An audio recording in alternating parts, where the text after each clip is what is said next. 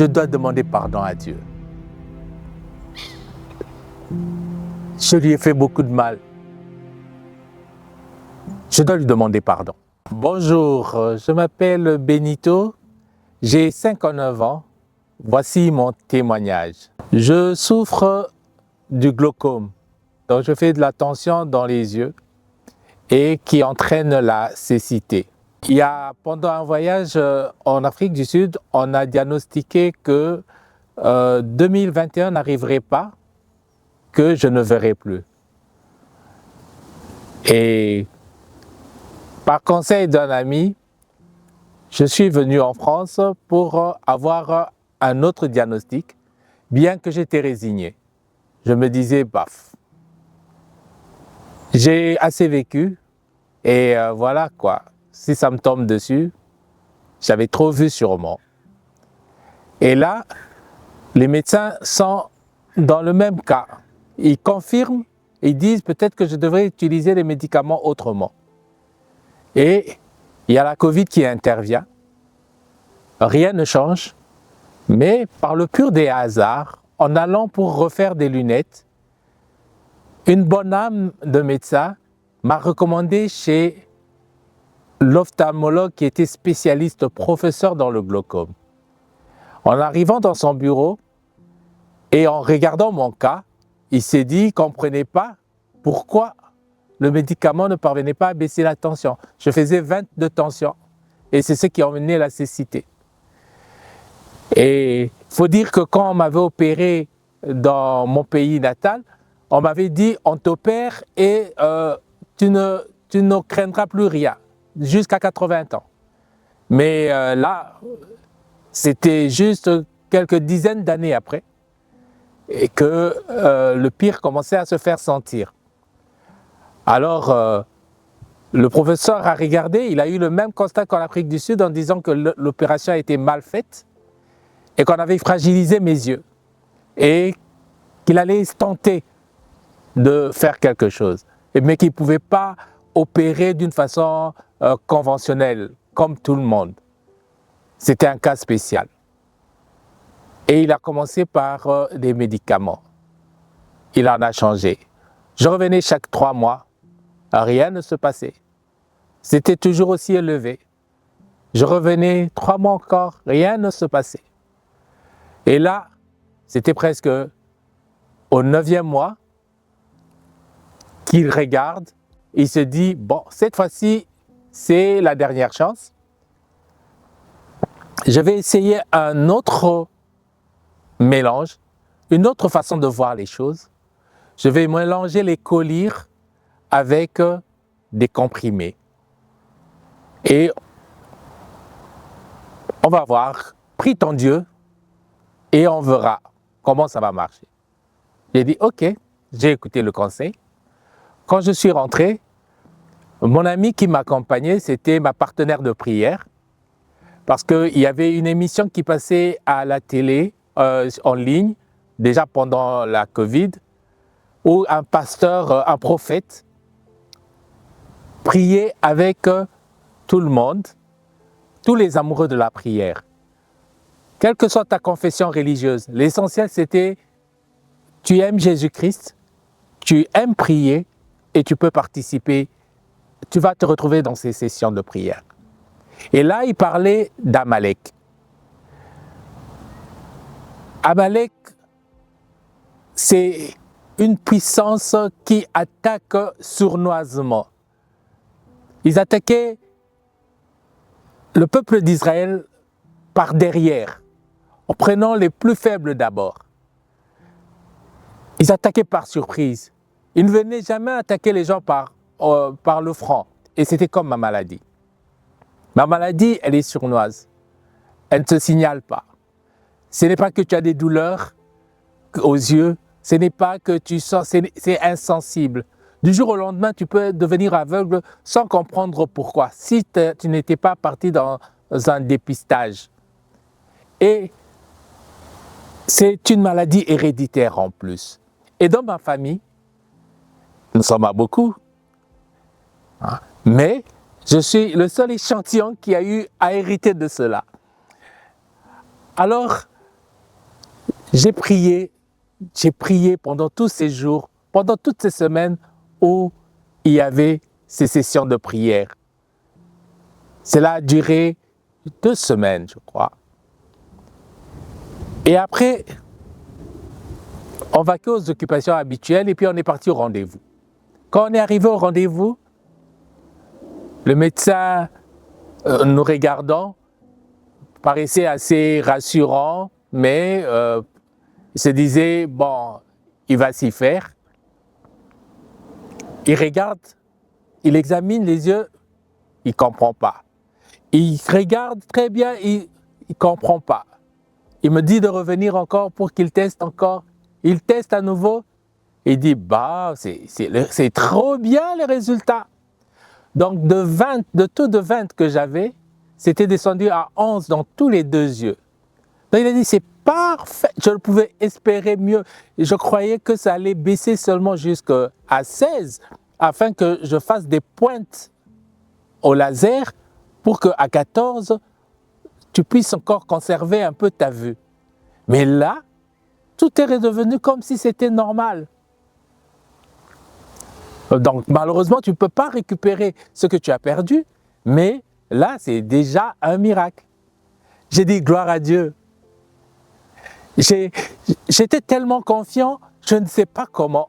Je venais là, non pas en me disant que le résultat allait être positif, mais j'avais une paix en moi, une grande paix. Et en rentrant, on a rendu grâce à Dieu. On a rendu grâce à Dieu ensemble, avec mon ami. Et je me suis dit, ah, là, je peux assister au mariage de ma fille. Et je fais les préparatifs pour rentrer, participer au mariage de ma fille. Et je tombe. On ne comprend pas. On me demande, mon ami me demande, on appelle les urgences. Je dis non, laissons voir un peu. Peut-être demain ça ira mieux. On prie seulement. On prie, mais le lendemain matin, j'étais fiévreux, alors pas possible. Je ne parvenais pas à me tenir debout. On a pris un taxi, on est parti aux urgences. Et aux urgences, rien que quand on est passé par les examens, on a dit d'urgence, on devait opérer. J'ai dit, c'est quoi ces histoires? Moi qui suis en forme tout le temps, moi qui suis robuste, 100 kilos, et voilà, je tombe comme ça, comme un bébé. C'est quoi cette fragilité qui est nouvelle pour moi? Et on me dit, non, c'est les reins, calcul des reins. J'ai dit, ça vient d'où ça? Je suis un sportif, je bois de l'eau, je me contrôle, Bref, je suis allé, on a opéré, on a dit on devait opérer 2 fois. On devait d'abord opérer pour libérer la vessie, et puis après, donc on a opéré une fois en novembre, et la deuxième fois, on est revenu, et il y avait la grève, où c'était hôpital blouse blanche, donc il y avait restriction des internistes dans l'hôpital. Donc, on était géré par moins de personnel. Et à ce moment-là, c'était le 31 décembre, pendant que d'autres fêtaient, moi, on m'emmenait sur la table d'opération. Et quand l'ambulancier vient me chercher, on me met sur un brancard, juste avec la blouse habituelle là, de l'hôpital. Dehors, il faisait froid, on devait sortir dans un couloir et puis entrer dans le bloc. Déjà avec ma vue, il faut dire que je vois qu'à 30%. On arrive dans l'hôpital, le brancardier va me déposer dans un coin assez sombre, presque lugubre. Et je vois d'autres brancards à côté avec des personnes dessus, mais respirant à peine, je ne les entendais même pas respirer. Et j'avais froid. Je n'avais que la tenue de l'hôpital, sans rien en dessous, vous voyez bien. Et à ce moment-là, j'ai commencé à prier sur le psaume 23. Et quand j'arrivais dans la vallée de l'ombre de la mort, je ne crains je ne crains rien. Ta houlette et ton bâton me rassurent. J'ai répété ça, et je sens directement là où on m'avait placé, que ça bouge, et je vois une dame, je ne vois que le badge. Mais je ne sais pas lire à cette distance, je suis couché. C'était comme une pénombre, la lumière là pour moi, pour mes yeux, c'était une lumière insuffisante. Elle s'écrie, elle me demande, mais qu'est-ce que tu fais là? Et moi je dis, on m'a laissé là. Il dit, mais tu n'as pas à être ici. Et il regarde mon bracelet, et puis elle me prend, c'était une dame, et elle m'emmène là où je devais être. Ça a pris 10 bonnes minutes pour qu'on arrive là où je devais être. Donc le brancardier m'avait placé là où je ne devais pas être. Alors je disais dans mon cœur, merci Seigneur, parce qu'il avait entendu ma prière. Et l'opération s'est faite. Et quand je suis ressorti de là, j'avais tellement senti la présence de Dieu, tellement senti la présence de Dieu, que je me posais des questions. J'ai commencé à me poser des questions. De retour à la maison, on m'a dit qu'il fallait rentrer faire le contrôle. 3 mois après, j'ai dit, bon, on va faire le contrôle, comme ça je serai libéré. On arrive pour faire le contrôle. Le médecin qui était là, il ne veut rien entendre à rien. Je dis qu'on n'a rien laissé dans mon ventre, il n'y a plus rien. Mais il ignorait même, c'est comme s'il me prenait pour un analphabète, que je ne pouvais pas comprendre ce qu'il disait. Et il m'envoie directement chez des collègues, des internistes, puisque lui, c'était le chirurgien. Je vais chez les internistes, ils vont me tripatouiller et j'en ressors avec une infection de l'hôpital, une infection nosocomiale. Vous imaginez, moi qui était déjà, je me disais, on est venu juste regarder que tout va bien maintenant, et voilà. Il dit, non, on a oublié quelque chose dedans, mais vous n'avez pas regardé, j'ai emmené toutes les fiches. Mais ce qui fait que je devais me traiter encore. Et là, j'ai demandé à Dieu, mais à la fin, qu'est-ce que tu me veux? Comment tu me retiens comme ça? Qu'est-ce que tu me veux? Qu'est-ce que je dois faire? Me voilà, me voici devant toi. Je suis là. Montre-moi qu'est-ce que je dois faire. Montre-moi ce que je dois faire. Mais il ne me disait pas encore. Il n'y avait pas de réponse. Mais pendant toutes ces péripéties, mon ami qui m'accompagnait partout à l'hôpital, qui était mon témoin au fait, a commencé à passer aussi une mauvaise passe. Elle a presque frôlé la dépression. Et je me suis dit, non, c'est à mon tour aussi de prier pour elle. Et j'ai dit, comment faire pour prier pour elle? Et j'entends le Saint-Esprit qui me dit, jeûne. Je dis, d'accord, je n'ai jamais fait ça, jeûner. Je dis, je connais le jeûne d'Esther, je connais dans les livres tels qu'on a lus dans l'Église catholique, je suis catholique de base. Donc je connais les récits, la plupart des récits. Je les connaissais. Alors, je dis, ok, je vais faire le jeûne d'Esther. Je fais le jeûne d'Esther de 3 jours en mettant mon ami au centre de mes prières. Et en pleine journée, il y avait ma nièce et mon ami qui étaient témoins. En pleine journée, j'ai une vision. Je m'étais assoupi juste. Il faut dire que j'étais en jeûne. Je m'étais assoupi. Et je me suis vu en train de marcher dans la rue. Et j'ai rencontré une brocante. J'ai vu, on y vendait des produits africains, il y avait un tableau angolais qui était par terre. En fait, j'ai su qu'il était angolais parce que le vendeur me l'a dit. J'ai dit, mais comment on peut faire un tableau aussi hideux? Il y avait des couleurs écarlates, rouge, orange, avec du noir. C'était... Et le vendeur me dit, mais non, regarde de près. Je prends le tableau dans mes mains, je soulève, et en soulevant le tableau se transforme en un géant. Alors, un géant, j'en ai eu des frissons, et qui m'avait pris au collet.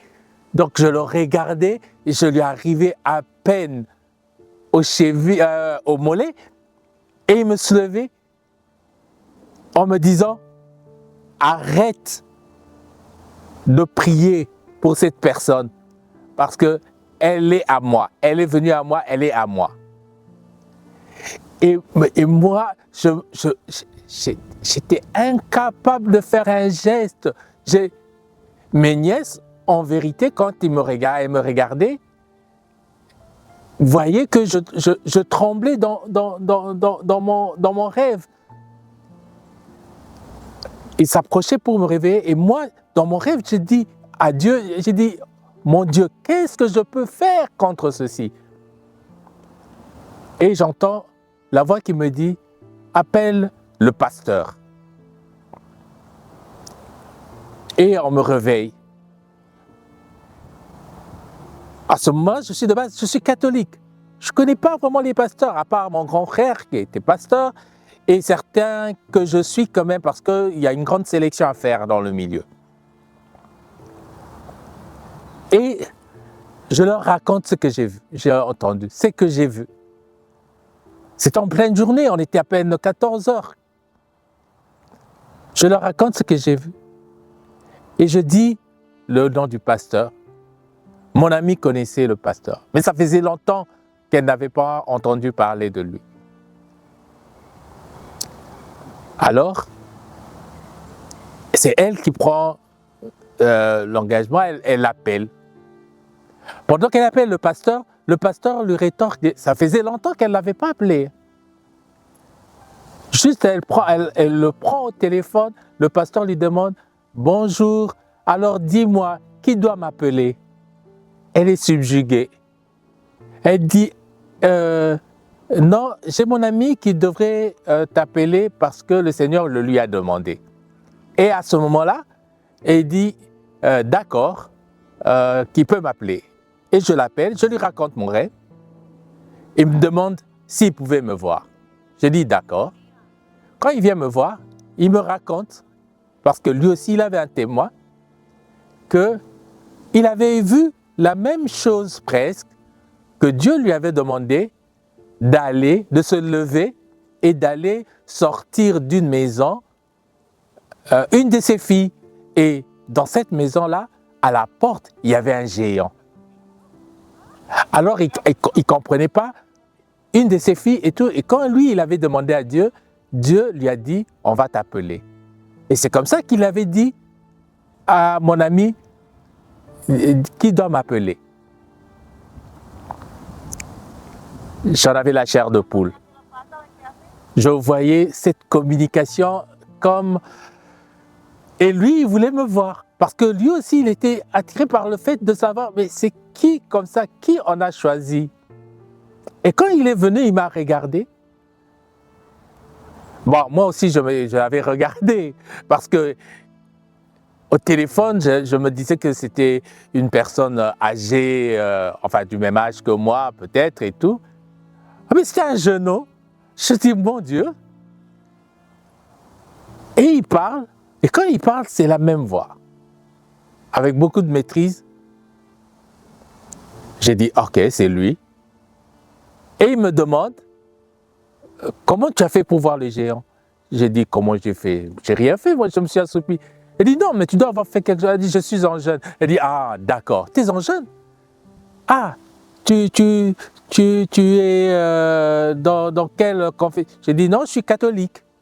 Quand tu es catholique, convaincu et convaincant. c'est comme ça que je me présentais chaque fois. Alors il me dit, oh, c'est bizarre, mais c'est une bonne chose. Est-ce que tu es né de nouveau? Je lui dis, oh, j'ai eu mon baptême. J'ai eu mon baptême. J'étais petit, mais j'ai eu mon baptême. Je ne vois pas dans la Bible, c'est un seul baptême suffit. Hein? Il n'y a qu'un seul baptême. Et il me dit, d'accord. Est-ce que tu veux continuer le jeûne avec nous? Parce que nous aussi, on a commencé un jeûne. Et si tu peux entrer dans le jeûne avec nous, je crois que c'était un jeûne de 21 jours. Est-ce que tu te sens capable de continuer? J'ai dit, d'accord, je continue, puisque voilà, je sens que le Seigneur veut quelque chose avec moi. Entre-temps, il me donne de la documentation qu'il avait faite. Il dit, comme ça, tu lis et voilà. Et il me demande une question banale. Et je me reprends à penser, quand il est parti, j'ai dit, ouais, sur cette pierre, je construirai mon église. Dans ma compréhension, j'avais toujours compris que sur cette pierre, oh, Saint-Pierre, je voyais Saint-Pierre avec l'église de Rome. Et là, le Saint-Esprit en moi, je voyais différemment. Les yeux s'ouvraient. Sur cette pierre, c'était Jésus, le rocher, la pierre angulaire. C'était Jésus, la vérité de la résurrection de Jésus-Christ. C'est sur ça qu'est bâtie l'Église, sur sa résurrection, le fait qu'il soit le Fils de Dieu vivant. C'est sur cette vérité-là qu'est bâtie l'Église. Et ça a commencé à tout changer. Et j'ai lu. Et pendant que je lisais, je suis tombé sur la puissance du péché. Et quand je regardais la puissance du péché, j'étais estomaqué. Je me rendais compte de tout ce qui était passé et que l'on ne peut imaginer. C'est à ce moment-là que tu te rends compte que tu dois avoir le vrai baptême. Mais j'étais quand même assez dur encore à ce moment-là. Je disais, non, je dois demander pardon à Dieu. Je lui ai fait beaucoup de mal. Je dois lui demander pardon. Et je me suis mis et j'ai commencé, j'ai appelé le pasteur et ça sortait tout seul, tout ce que j'ai eu à faire. Tout seul. Le Saint-Esprit lui-même me montrait ce qu'il fallait faire. Je ne faisais rien, je ne faisais que suivre ce qu'il me disait. Toutes les images que je voyais, les unes après les autres, les plus sales, les plus... Et j'en pleurais. Et j'ai pleuré ce jour-là. J'ai pleuré ce jour-là, à chaudes larmes. Alors que ma maladie, au fait, je fais la rétention des larmes. Normalement, quand les gens me voyaient, ils disaient « il est fort ». C'est parce que je n'avais pas de larmes. Mais là, oh, je pleurais comme une madeleine. Et ça m'a fait du bien d'avoir pleuré comme ça. Sentez-moi, bien sûr. Ah, ça fait du bien. Ça avait fait du bien. C'était différent des confessionnals. Très différent. Très différent. Tu te sens libre de parler, libre de dire tout ce qui était lourd, tous les fardeaux lourds en moi. Tous. Je les ai sortis un à un et je les ai déposés à ses pieds. C'est ce que j'ai vu. Et je suis allé dormir. Et quand j'ai dormi, j'ai vu dans un songe encore que j'étais avec mon ami et qu'on montait dans un arbre. Elle me tenait la main et on montait dans l'arbre. Et arrivé à un endroit, j'ai vu que je montais tout seul. Je n'ai pas compris. J'ai dit, mais comment, c'est elle qui me guide, comment elle peut me laisser? Et je continue à monter, je montais. Je suis arrivé à un niveau, je regardais par terre, il n'y avait plus personne en bas, j'étais seul. J'ai dit, il est temps que je redescende. Mais comment je vais descendre ici? Et une voix me dit, fais un pas juste de côté. Je fais un pas de côté et je me sens directement sur une pelouse où il y a plein de petits enfants, des filles, des garçons, très chiquement habillés avec des robettes de princesse et tout, qui viennent me prendre par la main et m'entraîner vers l'arrière d'une église.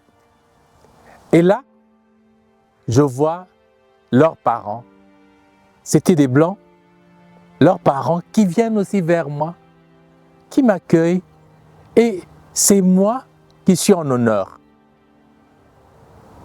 Et je me réveille. J'ai dit, ah, ça veut dire que c'est mon baptême. J'appelle le pasteur, je lui dis, je crois qu'il est temps. J'ai tourné le dos au péché et je veux prendre mon baptême. Elle dit, d'accord. Il est venu me chercher. On est parti vers la frontière de la Suisse. On arrive à l'endroit et je vois l'église et l'arrière de l'église. Je pense directement à mon songe. Je vois des petites filles courir, mais elles ne viennent pas me prendre. J'ai dit, ah, c'est pas la même chose. On arrive et je vois plein de monde à l'intérieur, venu d'Allemagne, du Danemark, de tous les coins de l'Europe. Il y avait des docteurs en théologie, il y avait des pasteurs, Nous étions les seules personnes de couleur. Tous. Et alors que nous, on a une idée préconçue, on se dit quand on parle en langue, quand on prie comme ça, de cette façon-là, c'est que c'est purement africain. Non. On se trompe. C'est les amoureux de Dieu. Les gens qui ont compris que l'Église, ce n'est pas un bâtiment. L'Église, ce n'est pas une religion. C'est ta relation personnelle avec Dieu. Ce que Dieu te transmet, ce que tu fais pour Dieu. Et ils m'ont accueilli. Ils ont donné l'enseignement, le témoignage et ils m'ont invité pour aller me faire baptiser. Ils m'ont rappelé, tu sais ce que ça veut dire? J'ai dit oui, j'avais lu que je devais participer à la mort de Jésus-Christ en entrant dans l'eau. Donc je devais mourir avec lui et ressusciter avec lui en moi. L'image, elle est très belle, mais tu ne peux pas l'imaginer comme ça. Quand on m'a plongé dans l'eau, je ne sais pas comment expliquer, c'était comme des bulles seulement. Et je me disais, je vais réellement avoir un arrêt cardiaque ou quoi? Et on m'a fait sortir. Mais comme il faisait très froid, donc je devrais me changer et pour qu'on puisse venir prier pour moi, pour avoir le baptême du Saint-Esprit. Alors je viens pour le baptême du Saint-Esprit, on me donne une chaise, comme celle sur laquelle je suis assis là maintenant, et on me dit, toi ouvre seulement la bouche et dis au Seigneur ce que tu ressens.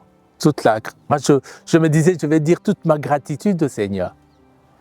Et on a commencé à prier. C'était l'hiver. C'était les basses températures vers la frontière. Il devait faire dans pas plus de 6 degrés ou 7 degrés. On devait avoir les manteaux, on avait les manteaux normalement. Mais là, on était dans la maison d'abord.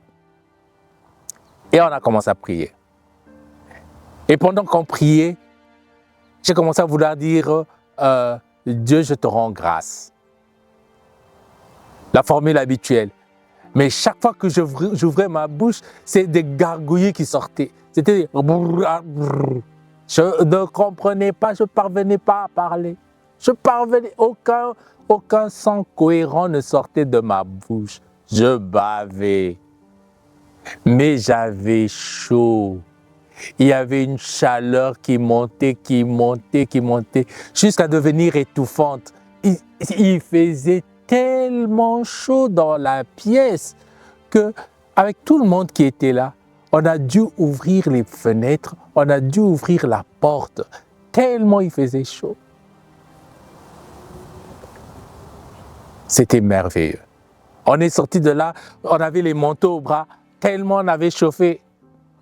Juste avec les cols roulés et les trucs. Quelle belle expérience. Quelle belle expérience. Et c'était la joie de servir le Seigneur, d'être avec le Seigneur. Et à ce moment-là, tout était clair en moi. Je commençais à voir ce que je ne voyais pas avant. Je pouvais prier pour quelqu'un. Je prie pour la personne et je la vois de l'autre côté de mon téléphone. Même mon épouse en a été effrayée. Et j'en ai emmené des gens, des dizaines directement à la nouvelle naissance. Rien que conduit par cette puissance-là. Pour montrer à quel point le Seigneur avait besoin de son serviteur. À quel point le Seigneur a besoin de nous pour le royaume.